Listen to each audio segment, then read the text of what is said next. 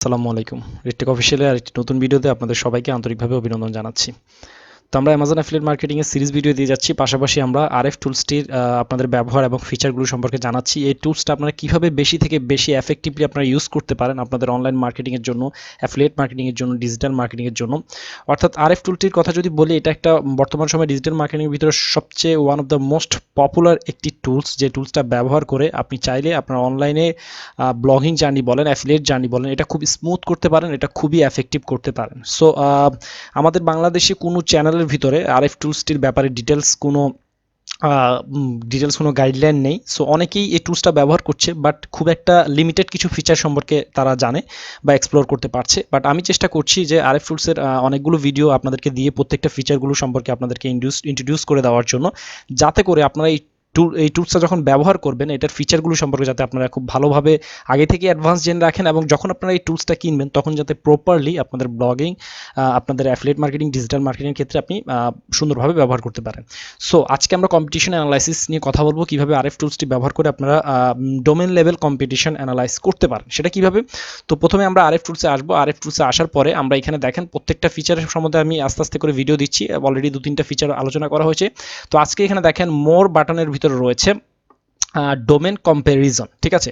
So domain comparison যদি যান, আপনি দেখতে পারবেন এখানে 1 2 3 4 5টা ডোমেইন, এখানে কি আপনার ডোমেন চাচ্ছে। সো এখানে আপনার ডোমেন না, আপনি চাইলে আপনার ডোমেনটা এখানে রাখতে পারেন, ইটস আপ টু ইউ। ধরা যাক আমি আপনাকে বলছি, আমরা এক্সাম্পল স্বরূপ দিচ্ছি, আপনি অ্যামাজন অ্যাফিলিয়েট মার্কেটিং করেন। সো আমি এখানে আপনাদেরকে ধরলাম যে আপনার একটা কিওয়ার্ড হচ্ছে বেস্ট গেমিং মাউস, আচ্ছা বেস্ট গেমিং ল্যাপটপ ধরলাম, হ্যাঁ। তো এটা হচ্ছে আপনার কিওয়ার্ড। এখন আপনি পজিশন রয়েছে আপনার, ধরা যাক আপনার পজিশন রয়েছে ফার্স্ট পজিশন আপনার রয়েছে, ঠিক আছে, ধরলাম পিসি গেমার। এটা হচ্ছে কি, এটা হচ্ছে আপনার ওয়েবসাইট বা আপনার কম্পিটিটরের ওয়েবসাইট, এবং আপনি হচ্ছেন কি, আপনি হচ্ছে একবারে এই পেজের একবারে ধরলাম আপনি হচ্ছে হ্যাঁ, আপনি হচ্ছে ডিজিটাল ট্রেন্ডস এইটা।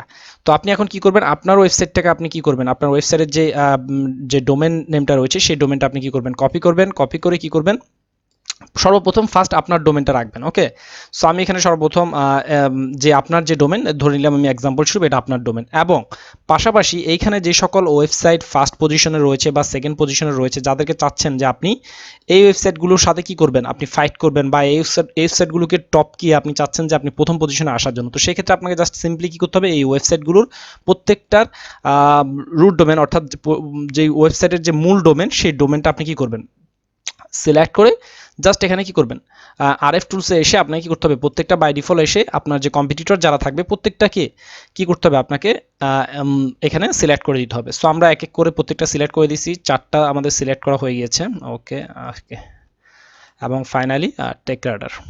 আচ্ছা, তো সবচেয়ে মজার ব্যাপার হচ্ছে এই টুলসটা যেটা করবে, আপনি 5টা ওয়েবসাইটের যখন এখানে লিঙ্ক দিবেন, আপনার ওয়েবসাইটটা সর্বপ্রথম আপনাকে বুঝতে হবে কোথায়, আপনি হচ্ছে প্রথম পজিশনের আপনারটা রাখবেন, আর পরবর্তীতে আপনার যে কম্পিটিটর যারা আছে তাদেরকে রাখবেন, অথবা আপনি সবার লাস্টে আপনারটা রাখতে পারবেন, এবং আপনার কম্পিটিটরদেরকে আপনি কি করতে পারেন, সিরিয়ালি একটা একটা করে রাখতে পারবেন। তো এই ওয়েবসাইটটা যেটা করবে, আপনি স্পেসিফিকলি যখন আপনার কম্পিটিটরের সাথে যখন আপনি ফাইট করতে যাবেন, তখন আপনাকে প্রত্যেকটা ওয়েবসাইট কতটুকু স্ট্রেংথ, যারা ফার্স্ট পজিশনে আসছে তাদের সম্পর্কে আপনার ডিটেলস একটা কি ধারণা থাকা প্রয়োজন, যে তারা কতগুলো ব্যাকলিঙ্ক নিয়ে তারা এই পজিশনে এসেছে, এবং তারা কি কি সাইট থেকে তারা ব্যাকলিঙ্ক পেয়েছে, সেটা কি .gov ওয়েবসাইট কতগুলো ছিল, .edu ওয়েবসাইট কতগুলো ছিল, .com ওয়েবসাইট কতগুলো ছিল, এবং তাদের ব্যাকলিঙ্ক সংখ্যা কতগুলো রয়েছে। দেখেন আমাকে 5টা পার্টিকুলার ওয়েবসাইটেরই আলাদা আলাদাভাবে ডাটা এখানে দেখাচ্ছে। আপনি চাইলে এখানে 5টা জায়গায় আপনি কি করতে পারেন, আপনার কম্পিটিটরের ডোমেন নেম বা ডোমেন অ্যাড্রেস আপনি দিতে পারেন, এটা কোনো সমস্যা নেই। বাট আপনি চাইলে আপনার ওয়েবসাইটটা কম্পারিজন করলেন, এক্ষেত্রে আপনার একটা আলাদা একটা কি হবে, আইডিয়া হবে। যেমন ধরলাম এটা আপনার ওয়েবসাইট, আপনার ডোমেন রেটিং হচ্ছে 90, এখন আপনার কম্পিটিটরের ডোমেন রেটিংটা আপনি এখান থেকে কম্প্যারিজন করতে পারলেন, যে তার কত ডোমেন স্ট্রেংথ রয়েছে, তার সাথে যে আপনি ফাইট করবেন। ওকে, এরপর দেখেন আপনার রেফারিং ব্যাকলিং রয়েছে এটা, এখন আপনি আপনার কম্পিটিটরদের ব্যাকলিং আপনি একসাথে অ্যানালাইসিস করতে পারছেন, 5টা প্রথম টপ 5টা পেজ আপনি নিয়ে অ্যানালাইসিস করতে পারছেন, তাদের রেফারিং ডোমেন কয়টা ওয়েবসাইট থেকে তাদেরকে রেফার করা হচ্ছে, পাশাপাশি আপনার রেফারিং ডোমেন, অর্থাৎ গভর্নমেন্ট ডোমেন কতগুলো ব্যাকলিং আপনি পেয়েছেন। এখানে দেখেন, এখানে রেফারিং ডোমেনগুলো দেখাচ্ছে আপনার 64টা আপনি পেয়েছেন, এবং আপনার কম্পিটিটর 88টা পেয়েছে, কেউ থার্ড পজিশনে যাকে রেখেছেন সে একটাও পায়নি। এরকম করে আপনার কম্পারিজন করার জন্য এখানে ইডিউ ডোমেন আপনি কম্পারিজন করতে পারবেন, .com ডোমেন কম্পারিজন করতে পারবেন, .net ডোমেন, অর্থাৎ ব্যাকলিংগুলো আপনি এখানে টোটালি অ্যানালাইজ করতে পারছেন আপনি ডোমেন লেভেল যে ব্যাকলিংগুলো রয়েছে সেগুলো। কারণ আমরা জানি গুগলের অনেকগুলো র্যাঙ্কিং ফ্যাক্টর রয়েছে, এটা 100 ক্রস করে যাবে যদি আমি আপনাদের র্যাঙ্কিং ফ্যাক্টরটা নিয়ে কথা বলতে যাই। আমি চেষ্টা করবো আমার এসইও সিরিজের ভিতরে এগুলো কভার করার জন্য। বাট আপনি যদি গুগলের র্যাঙ্কিং ফ্যাক্টরের কথা চিন্তা করেন, অনেকগুলো র্যাঙ্কিং ফ্যাক্টর রয়েছে, তার মধ্যে মেজর অফ পেজের র্যাঙ্কিং ফ্যাক্টরের ভিতরে একটা ফ্যাক্টর হচ্ছে ব্যাকলিং করা। যদিও গুগল বলে আপনি ম্যানুয়ালি কোনো ব্যাকলিং করার দরকার নেই, অর্গানিকলি ব্যাকলিং আসবে, বাট আমরা চাই যে খুব দ্রুত আমাদের রেজাল্ট আসুক, খুব দ্রুত আমাদের সাকসেস আসুক। সেজন্য আমরা কি করি, ম্যানুয়ালি ব্যাকলিং করা শুরু করি, যাতে গুগল আমাদেরকে স্যান্ডবক্স থেকে খুব দ্রুত আমাদের ওয়েবসাইটকে বের করে দেয় এবং আমাদের ওয়েবসাইট যাতে গুগলের র্যাঙ্কিংয়ে আসা শুরু হয়। তো এরপর দেখেন এর মধ্যে টেক্সট ডু ফলো ব্যাকলিং কতগুলো রয়েছে, নো ফলো ব্যাকলিং কতগুলো রয়েছে, কতগুলো ওয়েবসাইট ডোমেন রিডাইরেক্ট করা হয়েছে, হ্যাঁ, ইমেজ কতগুলো রয়েছে এখানে, ঠিক আছে, সবগুলো ডিটেলস আপনারা দেখতে পাচ্ছেন। অর্থাৎ আপনার কম্পিটিটর 5 জনের টোটাল হোল ওয়েবসাইটের কম্প্যারিজন, হোল ওয়েবসাইটের ডাটা পেয়ে যাচ্ছেন আপনি এই শুধুমাত্র একটা টুলসের মাধ্যমে, যেটা আপনি মোড থেকে ডোমেন কম্প্যারিজন অপশনে যদি যান সেই অপশনে গেলে আপনি সেটা দেখতে পারবেন। এক্ষেত্রে যেটা করবেন আপনারা যখন সে ফর এক্সাম্পল আমি যদি আপনাদের ধরি, আপনারা বেস্ট গেমিং ল্যাপটপে কিওয়ার্ডটা নিয়ে কাজ করতে যাচ্ছেন, এখন আপনি অনেক পিছনে রয়েছেন, আপনি হতে পারে এখানে আপনি এই কিওয়ার্ডটা নিয়ে আপনি পিছিয়ে রয়েছেন হয়তো 3 নাম্বার 4 নাম্বার পেজে রয়েছেন। এখন আপনি চাচ্ছেন যে আপনি আমার পজিশনে এটা ফিচার স্নিপেটে আপনার ওয়েবসাইটটা আসুক এবং আপনি ফার্স্ট পজিশনে থাকুন। সেক্ষেত্রে আপনি কি করতে হবে, আপনার যে কম্পিটিটর যারা রয়েছে তাদের স্ট্রেংথটা, তাদের শক্তিটা, তারা কতটুকু পাওয়ারফুল অবস্থানে রয়েছে তাদের বিরুদ্ধে, মানে তাদের সম্পর্কে আপনার একটা অ্যানালাইজ করতে হবে আপনাকে, যে সে কতটা শক্তিশালী এই বিষয়টা আসার জন্য সে কি করেছে।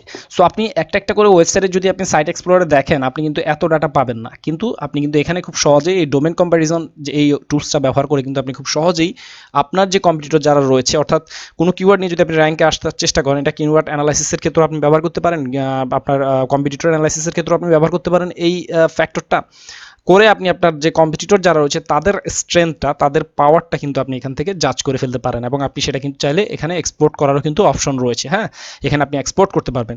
এর পরবর্তীতে দেখেন এখানে দেখাচ্ছে তাদের একটা টোটাল একটা গ্রাফ দেখাচ্ছে ওয়েবসাইটগুলোর টেক্সট রিডাইরেক্ট এবং ফর্ম, নো ফলো কতগুলো রয়েছে, ডু ফলো কতগুলো রয়েছে, একটা তাদের কি রেশিও দেখাচ্ছে। যেমন এই ওয়েবসাইটের ভিতর নো ফলো ব্যাকলিং অনেক কম, ডু ফলো ব্যাকলিং 75%। প্রথম ওয়েবসাইটটা দেখেন এই যে নিচে কিন্তু নাম রয়েছে, এটা হচ্ছে আপনার ওয়েবসাইট।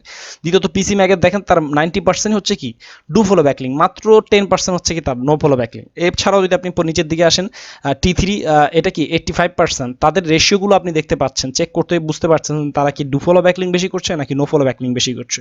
আপনি এদিক থেকেও ডাটা পাবেন, এদিক থেকেও দেখেন ডোমেন লেভেল এখান থেকে যে ডু ফলো এখানে রয়েছে, দেখেন নো ফলো এখানে রয়েছে। সো এখান থেকে আপনি একটা আইডিয়া নিতে পারবেন যে কত পার্সেন্ট তাদের রেশিও রয়েছে ব্যাকলিংয়ের, ডু ফলো এবং নো ফলো ব্যাকলিংয়ের ক্ষেত্রে। ওকে, তো এরপরে আরেকটু নিচের দিকে যদি আসেন দেখেন রেফারিং ডোমেন। হ্যাঁ, রেফারিং ডোমেনের এই যে প্রত্যেকটা 5টা ওয়েবসাইটের কিন্তু এখানে একটা করে দেওয়া হয়েছে, ঠিক আছে। আপনি এখান থেকে দেখতে পারবেন যে তারা কি রেশিও অনুযায়ী, কি রেশিও মেনটেন করে তারা কতগুলো ব্যাকলিং করছে প্রতিনিয়ত, আপনি কিন্তু দেখতে পারতেছেন এখান থেকে। হ্যাঁ, তাদের ব্যাকলিংয়ের হার কিভাবে বাড়তেছে এবং এটার কম্প্যারিজনটা খুব আপনি বুঝতে পারবেন যে তারা প্রতি মাসে কতগুলো করে ব্যাকলিং পাচ্ছে নতুন করে। হ্যাঁ, তো এবং আপনার কম্পিটিটর যতগুলো রয়েছে তারা কি হারে ব্যাকলিং করছে। আমি এখানে খুব জায়েন্ট কিছু ওয়েবসাইট আমি এখানে দিয়েছি, তাদের ডাটা অনেক বেশি দেখাচ্ছে, বাট আপনি যখন কোনো নিশ ওয়েবসাইট বিল্ড আপ করবেন বা কোনো নির্দিষ্ট স্পেসিফিক কোনো কিওয়ার্ড নিয়ে যখন আপনি চেষ্টা করবেন র্যাঙ্কে আসার জন্য, তখন কিন্তু আপনার কম্পিটিটররা এত বেশি ব্যাকলিং, এত বেশি, কারণ নিশ ওয়েবসাইট আমরা জানি খুব বেশি কিন্তু কি থাকে না, ব্যাকলিং খুব বেশি ট্রাফিক কিন্তু নিশ ওয়েবসাইটগুলোতে খুব একটা বেশি দেখা যায় না যদি জায়ান্ট কোনো ওয়েবসাইট না হয়।